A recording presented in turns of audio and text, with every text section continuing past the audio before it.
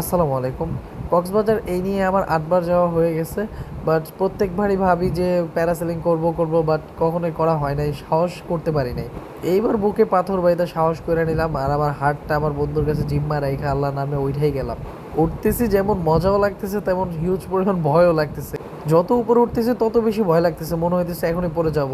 আর বিশেষ করে ভয় লাগার বেশি কারণ হচ্ছে উঁচু থেকে আমার ফোবিয়া কাজ করে, যার জন্য আমার ভয়টা বেশি লাগছে।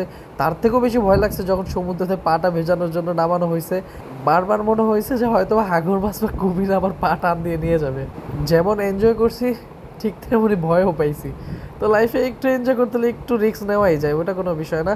কিন্তু যাদের ফোবিয়া আছে তাদের এটা ট্রাই না করাই ভালো, কারণ দুর্ঘটনার কথা বলা যায় না কখন কি হয়ে যায়। ওভারঅল সব কিছু মিলে ভালোই একটা অ্যাডভেঞ্চার ছিল, বাট অনেক রিস্কিও ছিল যেহেতু আমার ফোবিয়া। তো এই ছিল আমার প্যারাসেলিং করার এক্সপিরিয়েন্স, যেটা সবার সাথে শেয়ার করলাম।